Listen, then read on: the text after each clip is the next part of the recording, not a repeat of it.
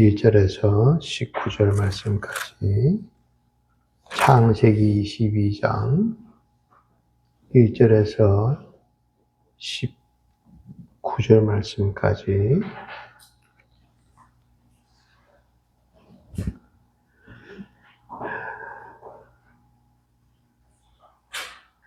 창세기 22장 다시 시작. 그일 후에 하나님이 아브라함을 시험하시려고 그를 부르시되 아브라함아 하시니 그가 이르되 내가 여기 있나이다. 여호와께서 이르시되 내 아들 네 사랑하는 독자 이삭을 데리고 모리아 땅으로 가서 내가 네게 일러준 한 산 거기서 그를 번제로 드리라. 아브라함이 아침에 일찍이 일어나 낙의 안장을 지우고 두 종과 그의 아들 이삭을 데리고 번제에 쓸 나무를 쪼개어가지고 떠나 하나님이 자기에게 일러준 곳으로 가더니 제3일에 아브라함이 눈을 들어 그곳을 멀리 바라본지라. 이에 아브라함이 종들에게 이르시되 너희는 나와 함께 여기 기다리라. 내가 아이와 함께 가서 예배하고 우리가 너희에게로 돌아오리라 하고 아브라함이 이에 번제 나무를 가져다가 그의 아들 이삭에게 지우고 그가 칼을 손에 들고 두 사람이 동행하더니 이삭이 그 아버지 아브라함에게 말하여 이르되 내 아버지여 하니 그가 이르되 내 아들아 내가 여기 있노라. 이삭이 이르되 불과 나무는 있거니와 번제할 어린 양은 어디 있나이까. 아브라함이 이르되 내 아들아 번제할 어린 양은 하나님이 자기를 위하여 친히 준비하시리라 하고 두 사람이 함께 나아가서 하나님이 그에게 일러주신 곳에 이른지라. 이에 아브라함이 그곳에 잔을 쌓고 나무를 올렸고 그의 아들 이삭을 끌어가서 제단 나무 위에 놓고 손을 내밀어 칼을 잡고 그 아들을 잡으려 하니 여호와의 사자가 하늘에서부터 그를 불러내시되 아브라함아 아브라함아 하시는지라. 아브라함이 이르되 내가 여기 있나이다 하매 사자가 이르시되 그 아이에게 내 손을 내지 말라. 그에게 아무 일도 하지 말라. 네가 네 아들 네 독자까지도 내게 아끼지 아니하였으니 내가 이제야 네가 하나님을 경외하는 줄 아노라. 아브라함이 눈을 들어 살펴본즉 한 쇠한 우리 숙부에 걸려있는지라. 아브라함이 가서 그 쇠한을 가져다가 아브라함에 대하여 번제를 드렸더니 아브라함이 그 땅 이름을 여호와 하였으므로 오늘날까지 사람들이 이르기를 여호와의 산에서 준비되리라 하더라. 여호와의 사자가 하늘에서부터 두 번째 아브라함을 불러 이르시되 여호와께서 이르시기를 내가 나를 가르쳐 맹세하노니 네가 이같이 행하여 네 아들 네 독자도 아끼지 아니하였은즉 내가 네게 큰 복을 주고 네 씨가 크게 번성하여 하늘의 별과 같고 바닷가의 모래와 같으니 네 씨가 그 대적 성문을 차지하리라. 또 네 씨로 말미암아 천하 만민이 복을 받으리니 내가 다양을 충만하였습니다 하셨다 하니라. 이에 아브라함이 그 종들에게로 돌아가서 함께 떠나 베엘세바에 이르러 거기 거주하였더라. 아멘.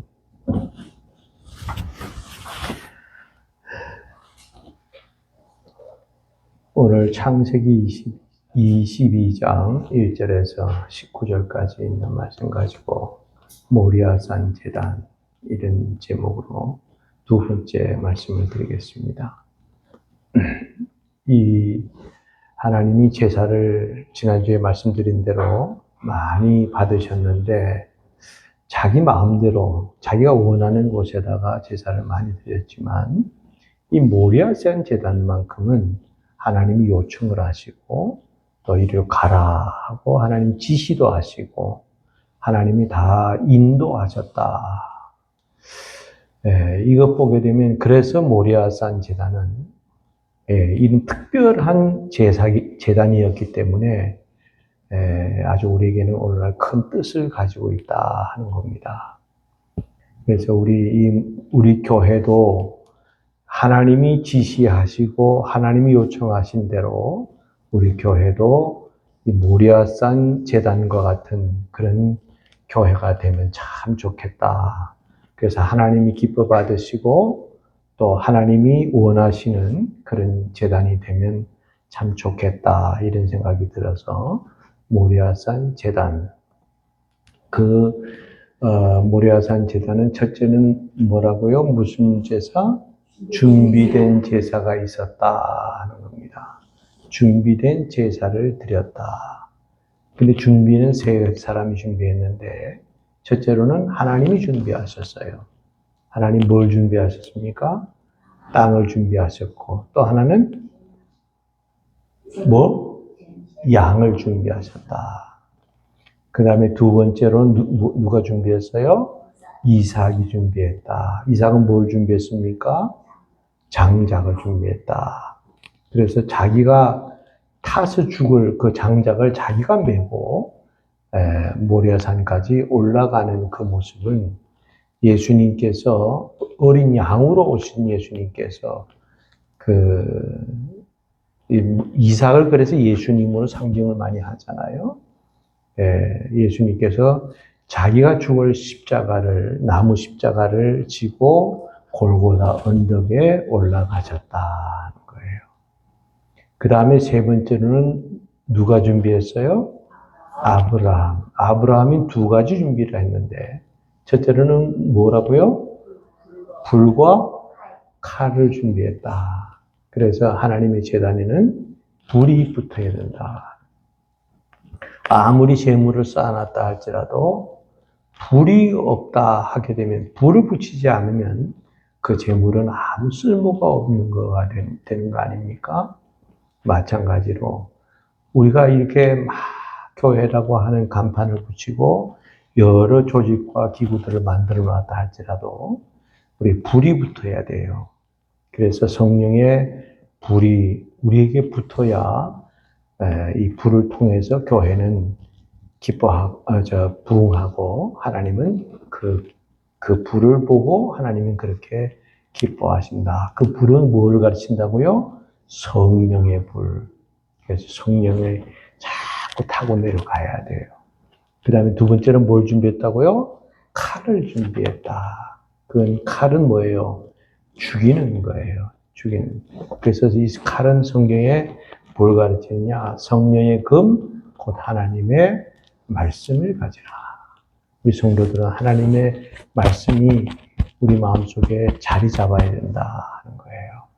그래서 이렇게 준비된 제사가 바로 모리아산 제단이었다면 오늘날 우리 소원교회도 이렇게 하나님 보시기에 준비된 그런 제단이 되어서 하나님이 원하시고 기뻐하시는 그런 제단이 되어줄 수 있기를 주님의 이름으로 축원합니다.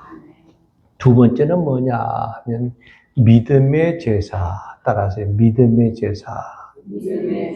모리아산 제단은 준비된 제단이었지만 두 번째로는 믿음의 제단이었다는 거예요.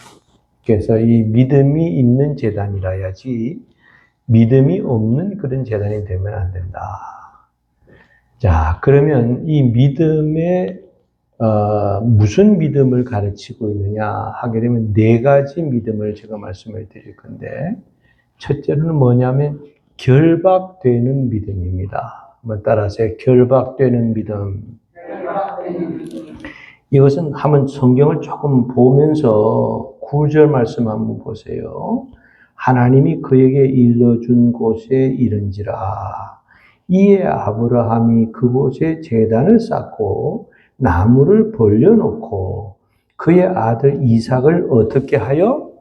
결박하여 제단 나무 위에 놓았다. 그랬어요. 자, 아브라함이 아들을 데리고 그 다음에 모리아산 제단을 쌓으러 가지 않았습니까? 그곳에 그 다음 가서 제단을 쌓고 난 다음에 장작을 다 벌려놓고 그 다음에 이삭을 결박을 해서 꽁꽁 묶었다 하는 거예요. 그 제단 위에다 올려놓고 그리고 칼을 들어서 이삭을 잡으려 하는지라 그랬어요. 그러면 이 결박했다고 하는 것이 무슨 뜻이냐 하게 되면 이 이삭이 아버지가 가자 하는 곳으로 갈 수 있습니다. 왜? 아버지의 말이니까 제단까지는 갈 수 있어요. 또 장작을 펼쳐놔라. 장작을 올려놓고 그 다음에 자기를 꽁꽁 묶으려고 결박하면서 칼을 들었을 때는 문제가 달라진다 하는 거예요. 아버지가 노망 들은 거 아니야? 아니 어떻게 재물을 남겨놓고 놔두고 나를 잡아서 제사를 드리려고 하는가 생각할 때 이 이삭이 생각할 때는 기가 막힌 거 아니에요. 그러니까 결박하려고 할 때는 이삭이 거기에서 도망갈 수도 있어요. 반항할 수도 있습니다. 아버지 왜 이러시냐고 문제를 일으킬 수도 있어요. 그래서 그 제단을 망칠 수도 있습니다. 우리가 이 결박되지 않은 신자들이 모이면 자꾸 이거 도망가려고 하는 거예요. 결박되지 않은 신앙을 가지면 자꾸 문제를 일으킬 수 있습니다. 반항을 할 수도 있어요. 교회에 대해서 이러쿵저러쿵 자꾸 얘기할 수 있습니다. 왜? 그건 결박되지 않은 신앙이기 때문에 그렇습니다. 우리는 결박이 돼야 된다 하는 거예요. 무엇에 결박이 돼야 되느냐? 본문에 보니까 밧줄로 결박을 했더라. 우리는 그 밧줄에 꽁꽁 묶여야 된다 하는 거예요. 그렇게 꽁꽁 결박해 뗀 신앙이라야 그 신앙이 재물이 될 수 있다 하는 거예요. 묶이지 않으면 그 밧줄에 의해서 묶이지 않으면 우리는 뛰쳐나가려고 그럽니다. 도망가기도 하고 반항하기도 하고 문제를 일으킬 수도 있어요. 그래서 우리는 결박된 그런 신앙이 돼야 되는데 밧줄에 의해서 결박된 것처럼 우리는 은혜의 밧줄로 결박이 돼야 된다 하는 거예요. 사랑의 밧줄로, 은혜의 밧줄로 우리가 이런 밧줄로 우리는 결박이 돼야지 내 몸 자체에 그런 것으로 꼭 묶여서 나는 없어지고 나타나는 것은 사랑의 모습이 나타나야 되고 은혜의 모습이 나타나야 되고 그 사람에게 정말 봉사의 모습이 섬김의 모습이 우리에게는 나타나야 된다는 거예요. 그래서 우리는 이렇게 묶여야 돼요. 나 혼자는 안 됩니다. 내 그걸 그대로 가지고 교회 나오면 자꾸 반항을 하고 자기가 잘난 것처럼 자꾸 그런다는 거예요. 그래서 그러지 말고 은혜의 밧줄로 꼭 묶여 놓으면 와 누가 뭐라 그래도 아이고 그래 다 좋게 할 수 있는 그런 사람이 되는 거 아닙니까? 이렇게 은혜의 사랑의 밧줄로 꼭 묶여 놓으면 내가 주면서도 자꾸 좋아하는 거예요. 도와주면서도 좋아하고 다 좋아하는 거 아닙니까? 그래서 우리는 이렇게 밧줄로 꽁꽁 묶였듯이 은혜의 밧줄로 묶여야 된다 하는 거죠. 자, 그 다음에 두 번째는 뭐냐면 응답되는 믿음입니다. 여기 10절 말씀 11절 보면 손을 내밀어 칼을 잡고 그 아들을 잡으려 하니 여호와의 사자가 하늘에서부터 그를 불러 이르시되 아브라함아 아브라함아 하시는지라. 아브라함이 이르되 내가 여기 있나이다. 자, 보세요. 이 지금 이삭을 잡으려고 지금 하고 있는데 하나님의 천사가 나타났어요. 칼을 들여서 그 재물을 죽여야 그 재물이 될 거 아닙니까? 잡으려고 하니까 아브라함아 아브라함아, 다른 때는 한 번만 부르는데 얼마나 급했든지 두 번을 연거푸 불러요. 아브라함아 아브라함. 그러니까 아브라함이 뭐라 그래요? 내가 여기 있나이다. 내가 여기 있습니다. 이건 두 번째 뭐냐면 현주소인데, 내가 여기 있다고 하는 이 고백이 저와 여러분들에게는 있어야 된다 하는 거예요.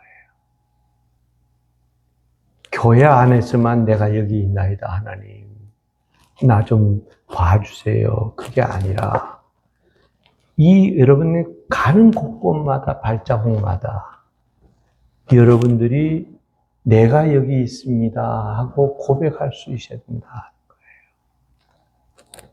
그러면 남자들이 없지만 남자들이요, 걸핏하면 요즘 저 산에 간대요. 산에 가면은 누구를 만나요?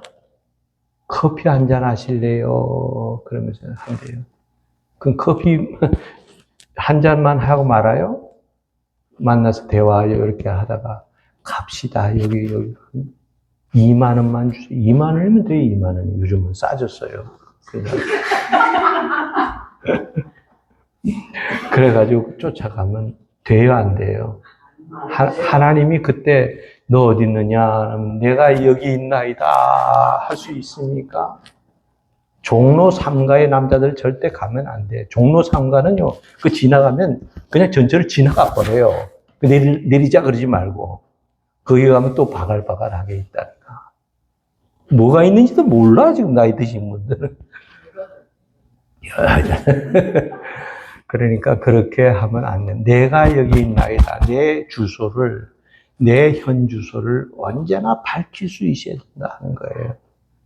한때 여자들은 어떻게 해요?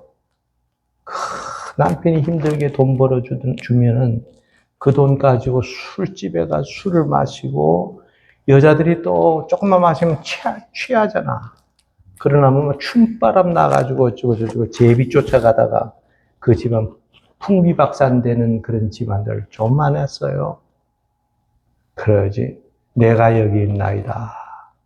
언제 어디서나 주님이 아브라함아 부를 때 내가 지금 현주소 여기 있습니다 하고 고백을 했던 것처럼 여러분들의 현주소를 분명하게 주님께 밝힐 수 있어야 된다 하는 거예요. 네. 아무데나 가지 마세요. 아무데나 쫓아가지 말고 부끄러운 짓은 하지 말아야 돼요. 그래서 내가 여기 있나이다.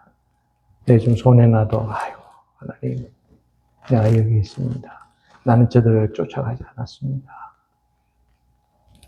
그리고 이 응답에 하는 믿음이고요. 그 다음에 세 번째는 경외하는 믿음인데, 여기 12절 말씀 보면 사자가 이르시되 그 아이에게 네 손을 대지 말라. 이삭을 죽이지 말라. 그에게 아무 일도 하지 말라. 네가 네 아들, 네 독자까지도 내게 하나님께 아끼지 아니하였으니 내가 이제야 네가 하나님을 경외하는 줄을 아노라. 자, 여러분 본문에 보면 경외한다. 이제 내가 하나님을 경외하는 줄 내가 알았다. 경외라는 말이 무슨 뜻이라고요? 경외라고 하는 말은 무슨 뜻이라고요? 무서워한다. 또, 그까지만 알아들었어요? 두려워한다. 아삽이라고 하는 말이 그런 뜻이에요. 약간 우리가 이 세상 살아가는 동안에 하나님을 두려워하는 마음을 가지고 살아가라는 거예요. 그게 경외하는 신앙이에요. 우리는 이 세상 살아가면서요, 두려워하는 것이 참 많습니다. 예? 뭘 두려워해요, 우리가? 예? 병에 걸릴까봐 두려워해요. 특히 무슨 병? 특히 무슨 병? 암병에 걸릴까봐 두려워하는 거예요. 암병에. 왜냐하면 암병은요, 내가 병에 걸렸다 하면 요즘은 많이 좋아지긴 했어도 그 고통이 너무 심해요. 그걸로 죽을 때까지 그 고통 때문에 그건 못 살아요. 그래서 암병이 무섭다는 거예요. 그래서 병 걸릴까봐 무서워하고, 또 뭐가 무서워해요? 내가 하는 사업이 망할까봐 무서워해요. 사업하는 사람들은, 야, 이거 은행에서 3억 끌어들였는데, 망하면은, 이거 헤어날 수 있는 길이 없냐. 앞이 안 보이는 거야. 그래서 망할까봐 두려워하고, 또 뭐 할까봐 두려워해요? 죽을까봐 두려워해요. 여러분, 빨리 가면 좋지. 아닙니다. 막상 죽음이 닥쳐왔을 때는 얼마나 두려워하는지 아세요? 내가 진짜로 믿긴 믿었는데 갈 것인가? 정말 주님이 나를 영접하실 건가? 내가 천국에 진짜 있다고 목사님이 늘 얘기했는데 진짜 있는가? 이런 마지막 편에 신앙에 확신이 없으면요, 굉장히 두려워합니다. 자, 그런데 여호와를 경외하는 사람은요, 다른 것은 별로 그렇게 두려워하지 않아요. 뭐 병 걸릴까봐, 내가 망할까봐, 죽을까봐 이런 거 두려워하지 않습니다. 하나님을 경외하는 사람은 다른 건 두려워하지 않는데 하나님을 두려워하는 거예요. 하나님 앞에 서는 그날 내가 어떤 모습이 될까? 그래서 우리는 이렇게 하나님을 경외하는, 정말 다른 것은 무섭지 않다. 나를 죽일 테면 죽이고 나 마음대로 해라. 난 죽으면 천당 간다. 이런 담대한 신앙을 가졌다 하는 것도 중요하지만 우리는 정말 정작 두려워해야 될 대상은 하나님이다 하는 거예요. 왜냐하면 하나님의 말씀 한마디에 이쪽으로 가느냐 이쪽으로 가느냐 끝이잖아요. 자, 그런데 여기 본문에 보니까 그 경외하는 내용이 뭐냐 하는 거예요. 네가 네 아들 독자라도 내게 아끼지 아니하였거든. 내가 이제야 여호와를 경외하는 줄 알았다. 그래서 정말 경외하는 신앙의 내용은 뭐냐 하면 내가 하나님을 위해서 아끼지 말아야 돼요. 내 시간도 좀 드릴 줄 알고, 내가 가진 재능도 드릴 줄 알고, 내가 정성도 좀 드릴 줄 알고, 이런 내 하나님을 위해서 내가 아끼지 않는 그런 신앙이 우리에게 있어야 된다. 그래야 그 사람이 여호와를 경외하는 신앙이다 하는 거예요. 말로만 여호와를 경외하는 것이 아닙니다. 하나님 두려워요. 그게 아니에요. 나는 하나님을 위해서 못 드릴 것이 없다 하는 그런 마음을 가지고 어떻게 하든지 하나님을 위해서 내가 들 줄 아는 그런 믿음이 될 때 하나님께서 이제야 내가 여호와를 경외하는 줄 내가 알았다 하고 인정을 받는다 하는 거예요. 자, 그 다음에 네 번째는 뭐냐 하면 이게 준비된 양으로 드린 믿음입니다. 자, 준비된 양으로 드린 믿음은 본문 13절 말씀부터 좀 보면 아브라함이 눈을 들어 살펴본즉 한 수양이 뒤에 있는데 뿔이 수풀에 걸려 있는지라 아브라함이 가서 그 순양을 가져다가 누구를 대신하여? 아들을 대신하여 번제로 드렸더라. 그랬어요. 자, 이제야 내가 여호와를 경외하는 줄 내가 알았다 하고 인정받고 난 다음에 아브라함이 돌아보니까 돌아보라 하니까 그게 순양이 걸려 있었어요. 나무에 걸려서 이 꼼짝을 못하고 있는 순양을 발견한 거 아닙니까? 그러니까 하나님께서는 우리가 드리는 제물로 드리는 것도 좋지만 하나님이 준비한 수양으로 드리는 것을 더 기뻐하시는 거예요. 우리가 드리는 양이라고 하는 것도 귀하지만 내가 준비한 그 양을 드리는 것을 하나님은 원하신다 하는 거예요. 자, 그러면 여기에서 이 순양을 누구를 대신해서 이 희생이 된 겁니까? 누구를? 이삭, 아들을 대신해서 희생이 된 거예요. 오늘날 우리는 우리를 대신해서 희생된 양이 있는데 그분이 누굽니까? 예수님입니다. 그래서 여기서 양은 예수님을 상징하고요. 그 아들을 대신해서 희생된 그 순양이 희생된 것처럼 예수님이 희생을 통해서 우리는 영원히 삶을 얻었다 하는 거예요. 우리 죽을 대신에 어린 양 예수님이 대신 죽어주셨다 하는 거예요. 그러니까 하나님이 준비된 양 그것을 드리는 그런 믿음을 아브라함은 가졌다 하는 거예요. 우리는 하나님이 준비된 양으로 제사를 드리는 저와 여러분들의 믿음이 되어야 할 줄로 믿습니다. 자, 그 다음에 세 번째는 축복의 제사입니다. 한번 따라하세요. 축복의 제사. 첫 번째로는 준비된 제사.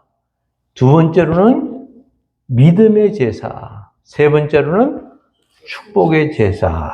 축복의 제사는 이건 한 네 가지가 되는데 첫째는 뭐냐 하면 사자가 나타나는 축복입니다. 그래서 여기 15절 말씀부터 19절까지인데 15절 말씀 보면 여호와의 사자가 하늘에서부터 두 번째 아브라함을 불러 이르시되 그랬어요.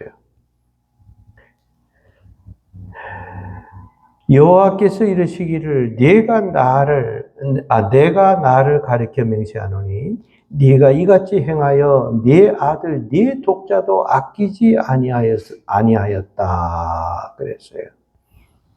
자, 하나님께서 이래 보세요. 두 번째 아브라함에게 하나님의 사자가 나타났다. 그 하나님의 사자는 뭐라고요? 천사다 하는 거예요. 천사가 나타나니까 양 제물이 해결이 됐다 하는 거예요. 이제 내가 네게 복을 내려주겠다 하는 거예요. 천사가 나타나면 좋아요, 나빠요? 좋아요. 마귀가 나타나면 좋아요, 나빠요? 나빠요. 근데 아브라함에게는 마귀가 나타났어요, 천사가 나타났어요? 천사가 나타났다. 그러니까 이 아브라함에게 그렇게 정말 귀한 아들을 대신해서 양으로 해결을 해 주더라 하는 거예요. 자, 그러면 여기 보면 우리가 성경에 보면 사가랴와 엘리사벳이라고 하는 사람이 나오잖아요. 사가랴는 제사장입니다. 근데 엘리사벳이 아기를 낳지 못하는 거예요. 나이가 많이 늙었어요. 근데 사가랴나 엘리사벳은 끝이지 않고 기도할 때 하나님 내 아내를 통해서 아들을 하나만 주세요. 이것이 내 하나밖에 없는 소원입니다. 그러면서 늘 그 제목으로 기도를 했어요. 그렇게 했더니 제사장 직무를 감당하는 중에 천사가 나타나 그랬어요. 천사가 나타나서 이 사가랴에게 뭐라고 말하냐면 내년 이맘때에 네게 아들이 있으리라. 그리고 나는 아들이 세례요한이에요. 그러니까 이 사가랴에게 천사가 나타나니까 정말 다른 소원은 아무것도 원하지 않는데 아들만 하나 주세요 하고 아들만 바랬는데 하나님이 천사가 나타나니까 그 문제가 해결이 되더라 하는 거예요. 여러분들의 생활 속에 또 여러분들의 믿음 속에 하나님 나는 다른 것은 원치 않습니다. 요거 한 가지만 주세요 하고 하나님 내 소원을 하나님께 기도하면 하나님께서 그 기도를 들어 응답하실 때 천사를 보내주시더라 하는 거예요. 이게 믿음입니다. 아예 천사가 나타나니까 문제가 해결이 되더라 하는 거 아닙니까? 천사가 나타났다 하는 것이 축복이 되어졌다 하는 거지요. 그 다음에 두 번째는 뭐냐면 대적의 문입니다. 여기 17절 보니까 내가 네게 큰 복을 주고 네 씨가 번성하여 하늘의 별과 같고 바닷가의 모래와 같게 하리니 네 씨가 그 대적의 성문을 차지하리라. 자, 전쟁을 할 때 그 성문이 무너지면 그 성은 무너지기가 쉽다 하는 거예요. 그렇지 않습니까? 성문을 꽉꽉 닫아놔요. 들어오지 못하도록. 그 성문을 네가 네 씨로 말미암아 그 성문을 차지하게 된다고 하는 말은 네 대적을 그 성문을 짓밟듯이 그렇게 짓밟게 된다 하는 거예요. 이것이 우리에게는 큰 축복으로 나타나는 거다 하는 거예요. 제가 참 그 내용을 읽고 너무 내가 속으로 울었어요, 사실은.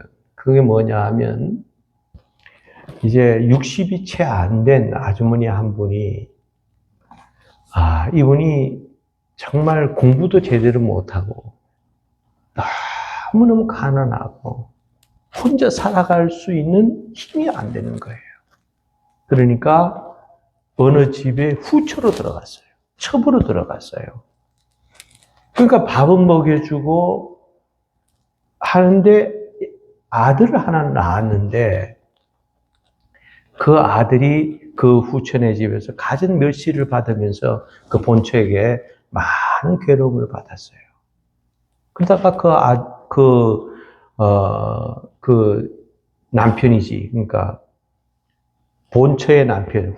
근데 첩이니까 본처의 남편이 그만 세상을 떠나서 죽어버리고 맙니까? 이 본처가 이제 이빨을 드러내기 시작하는 거예요. 당장 나가라는 거예요. 길거리에 그냥 아들 하나 데리고 나오다시피 했으니 얼마나 그 참 비참한지. 그러다가 그 아들이 장가를 갔어요. 그래가지고 아들을 또 하나 낳았어요.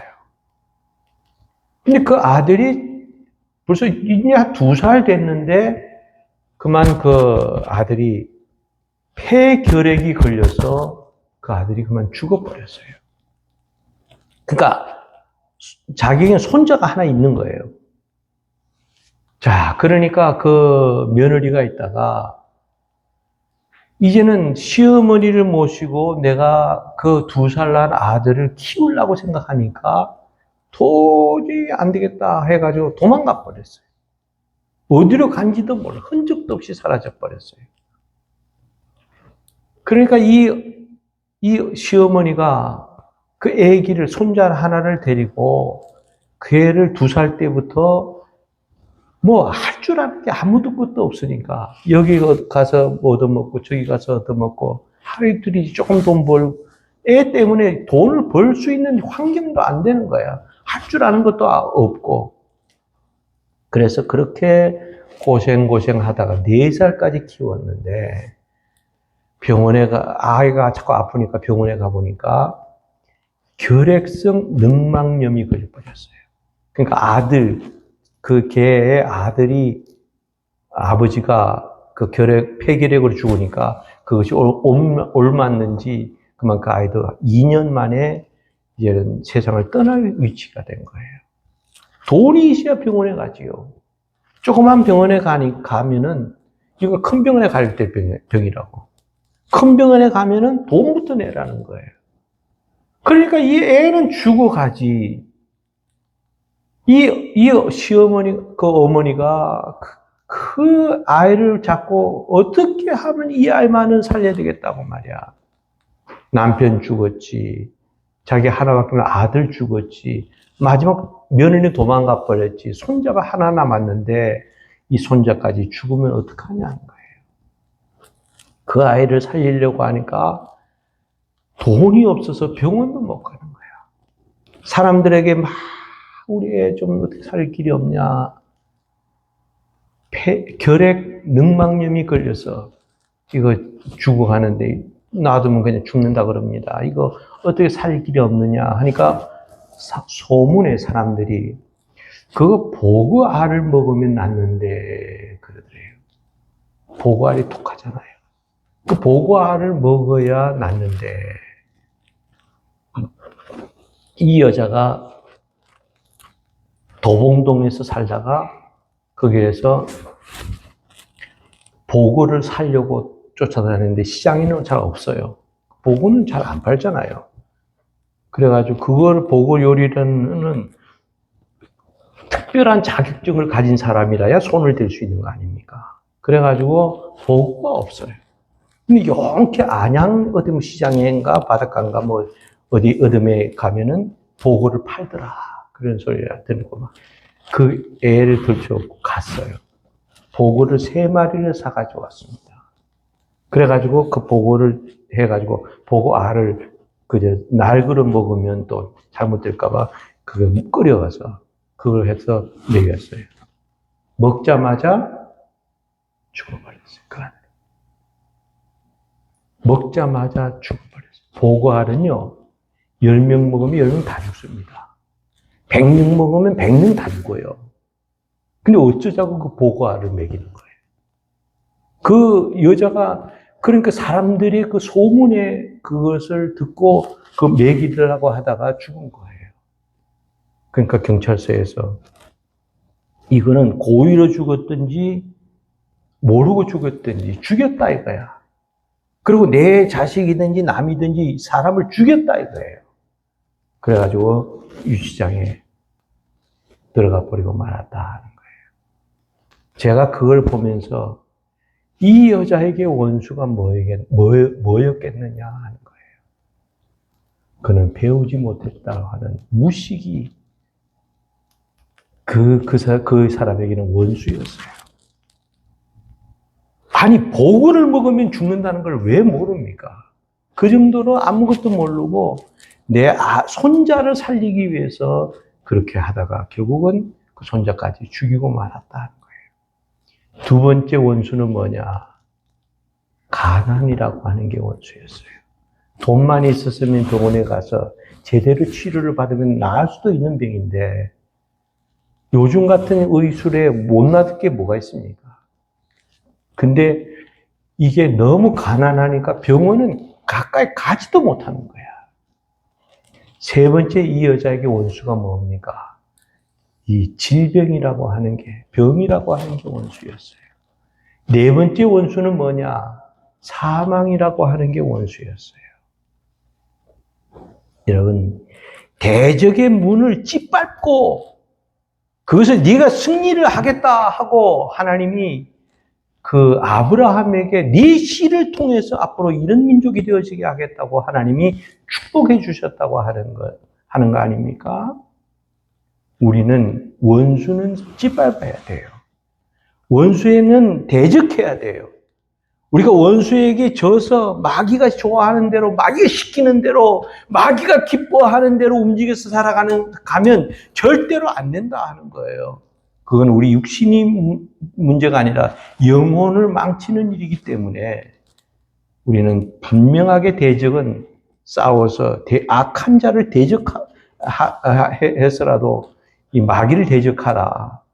그래서 우리는 대적하는 그런 축복을 받아야 된다. 할렐루야. 그 다음에 세 번째는 뭐냐면 복의 근원의 축복입니다. 여기 18절 보니까 또 네 씨로 말미암아 천하 만민이 복을 받으리니 아브라함의 씨로 말미암아 세상 사람들이 다 복을 받으리니 이는 네가 나의 말을 준행하였음이니라.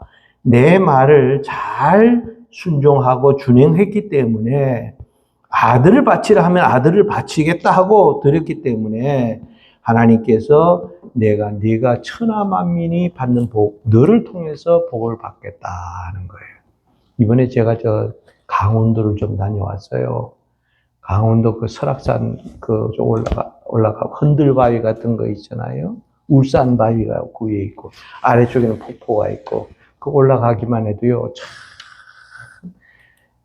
내가 마지막이라고 생각하고 올라간 거예요, 사실은. 힘들어서 이제 다음에 못 가. 가자 그래. 돈 주면서 가자 그래도 나 안 가요, 이제는. 하여튼 마지막이다 생각을 하고 올라갔어요. 갔더니 위에 보니까 그게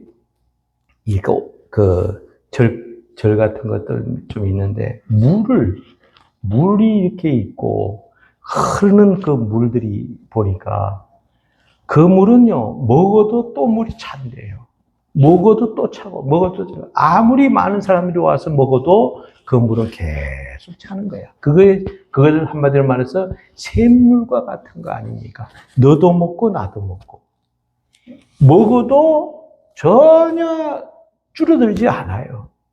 하나님께서 아브라함에게 그런 복을 주셨어요. 너로 말미암아 천하 만민이 복을 받겠다. 네가 복을 받은 것을 나눠주는 사람이 되면 많은 사람들이 그 복을 받을 수 있다 하는 거예요. 우리도 믿음의 복을 받아서 많은 사람들에게 나눠줄 수 있는 이런 성도가 되어줄 수 있기를 바랍니다. 마지막으로 보는 본문에 보니까 19절 함께 집으로 가는 축복입니다. 이에 아브라함이 그의 종들에게로 돌아가서 함께 떠나 브엘세바에 이르러 거기 거주하였더라. 아브라함이 함께 떠났다는 거예요. 갈 때도 함께 갔고요. 그 다음에 제단을 쌓고 제사를 드릴 때도 함께 했고요. 돌아갈 때도 함께 했어요. 오늘날 이게 뭘 뜻하느냐? 우리 아브라함은 돌아갔는데 아들은 거기에서 제물이 돼서 죽었다 그러게 되면 그 아브라함이 얼마나 마음이 아팠을까요? 그러나 아브라함은 함께 갔다가 그 아들과 함께 돌아오니 그 발걸음이 얼마나 덩실덩실 춤을 추면서 오지 않았겠느냐 하는 거예요. 이건 오늘날 말로 말씀드리면 우리 교회는 함께 하는 게 중요해요. 내 아내도 함께, 내 남편도 함께, 내 아들, 딸들도 함께, 이렇게 함께 할 때 교회가 은혜로운 교회가 되고 기쁨의 예배를 드리게 되고, 아내는 열심히 나와서 예배를 드리는데 남편은 내 몰라라 해버리면 그거 얼마나 참 마음이 아픕니까? 그러니까 함께하는 이런 가정들 될 때 거기에 기쁨이 있고 거기에 행복이 진정한 행복이 있는 거지. 예, 우리 교회가 좀 그런 교회가 되면 얼마나 좋을까 기도하겠습니다. 하나님 아버지 감사합니다. 모리아산 제단은 준비된 제사가 있었고 또 믿음의 제사가 있었고 그 다음에 축복의 제사가 있었습니다.